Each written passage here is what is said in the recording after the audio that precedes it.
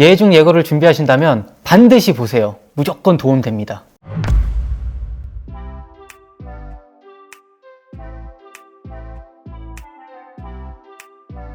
안녕하세요. 인계모고센터 예중예고 입시반 주임 안선종 선생님입니다. 오늘은 개원예고에서 출제됐던 소묘 과목을 제가 보여드리려고 합니다. 개원예고는 실기 300점에 내신 200점이고 그 중에서 비중이 소묘에서 200점 그리고 수채화에서는 100점 이렇게 두 배의 점수를 갖고 있어서 비중 자체가 높기 때문에 소묘력이 안 된다면 수채화를 아무리 잘해도 좀 약해질 수 있기 때문에 합격률을 높이기 위해서는 소묘가 반드시 필수가 되어야 된다고 생각을 해서요. 소묘를 좀 준비하게 됐습니다. 나왔던 주제에 대해서 이야기를 하면 봉지가 실물로 주어졌고 그다음에 나머지는 이미지로 제시가 됐어요. 주제어가 봉지 안에서 사물들이 떨어지고 있는 그런 모습을 그리라 라고 이렇게 돼 있었는데 일단은 봉지가 상단에 있어서 사물들이 밑에 쪽에 배열이 돼서 떨어지는 모습이 나와야 되고요. 그 떨어지는 모습에서 사물들의 배치가 이제 좀 중요하게 작용을 하는데요. 제가 생각하는 것에서 그림의 가장 중요한 거는 상황이 자연스럽고 그 다음에 주제성이 분명한 그림이 좋은 그림이다 라고 생각이 들어서 구성을 해봤습니다. 비닐봉지 같은 투명체의 표현은 안에 들어있는 사물을 먼저 그려주고 그 다음에 바깥에 있는 봉지의 표현을 했었을 때 안쪽에 있는 사물 위에 봉지 표현이 걸쳐지면 안쪽에 들어가 있는 표현이 쉽게 이렇게 될 수 있고요. 봉지를 하고 안에 있는 걸 그리게 되면 너무 생략돼서 안에 있는 사물을 조금 먼저 그려주는 게 좋습니다. 문제가 어려웠던 거예요? 저는 문제는 항상 쉽진 않다고 생각을 해요. 모든 문제든지 잘 풀어가는 아이들한테는 어렵지 않을 것이었었고 근데 이제 이런 것들도 배치가 좀 잘 안 되는 친구들, 배치가 어려운 친구들은 단순하지만 좀 헷갈려 하거나 좀 어려워했을 수도 있을 것 같아요. 반복되는 사물들이 있어서 크레용의 기울기라든지 그런 것들이 좀 다양하게 나왔어야 되는 상황인데요. 오히려 수채화에서 좀 문제의 난이도가 약간은 더 있었어요. 그림 그릴 땐 안 떨려요. 말하는 게 떨리지. 왜냐면 저는 말하고자 하는 본능이 있어서 요즘은 이제 3시간짜리 그림이라 거의 다 이렇게 원터치로 그냥 바로바로 묘사를 해버려요. 옛날처럼 막 통 깔고 막 그러지 않고 큰 사물들은 좀 까는데 작은 애들은 선생님 입시 몇 년 정도 하셨어요? 입시는 계속 20살 때부터 계속 무구미술학원에서 저는 몇 년? 20년 넘게 했죠. 20년이요? 최강 동안이다.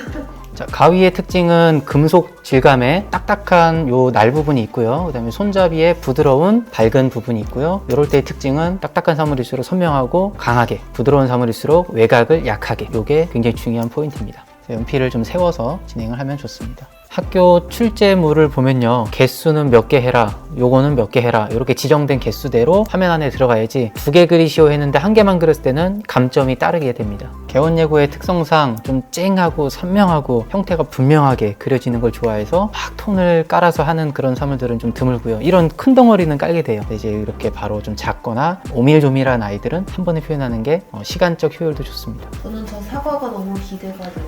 선생님. 너무 부담인가요? 부담스럽지 않아요. 그냥 어차피 제 실력대로 나올 거고 그럴 땐 좀 부담되더라고요. 선생님들끼리 이제 연구작 할 때 시험작을 같이 이제 연구작을 하거든요. 요이 땅 해서 이제 시간 안에 그런 건 조금 이제 경쟁을 하니까 그건 약간 무구만의 장점이네. 무구만의 하드 트레이닝이죠. 장점은 맞아요. 성장되거든요. 아주 하드예요. 이번에 결과도 아주 잘 나와서 너무 뿌듯하네요. 한 명 빼곤 다 됐어요. 예고는. 네, 안양 2명, 개원 5명. 쌤 물감 어떻게 그렇게 반짝거리게 그릴 수 있어요? 대비를 강하게 주죠. 화이트랑 블랙을. 근데 거기서도 그렇게 보여요. 웃겨. 없는데도 대비를 좀 주면은 반짝거리니까. 사과의 포인트는 일단은 구의 구조고요. 덩어리가 확실하게 있기 때문에 빛을 받았을 때 다크라인이 생기는, 꺾임이 생기는 지점에서 어두움을 유도를 해줘야 되겠고요. 이 결이 있습니다. 자연물에서는 수분을 갖고 있기 때문에 그 수분의 통로인 결들이 있어서 그 결의 표현을 유심히 관찰해서 잘 해줘야 됩니다. 손목의 스냅을 잘 보세요.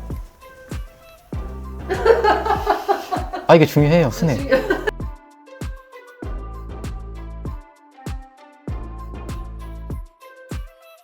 사과는 여기 볼륨 꺾어서 들어가는 요 입체감이 사실 어렵거든요. 여기가 가장 중요한 포인트입니다.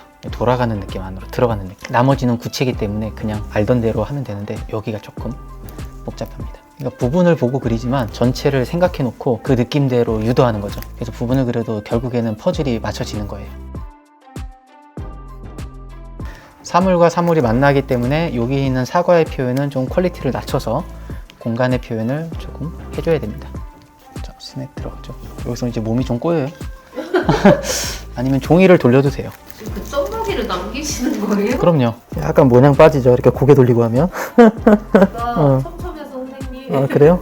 합격한 이유는 아무래도 시간 안에 효율적으로 완성도까지 잘 그렸다? 다른 애들보다? 이렇게 좀 판단이 되거든요. 특별한 건 아니겠지만 얼마만큼 짧은 시간 안에 전체의 퀄리티를 보여주느냐, 이제 그런 데서 좀 차별성을 잘 두어서 좋은 결과가 나온 것 같아요. 대부분 사과를 그렸어요. 사과를 한 아이들이 한 절반 정도 되고, 크레용, 물감 요거를 한 아이들이 한 3분의 1 정도 되고, 나머지는 그것들의 조합. 그러니까 주제가 뭐가 나오든 명확하게 주제다라는 확실한 표현, 그리고 떨어지는 모습이 좀 자연스럽게, 어색하지 않게.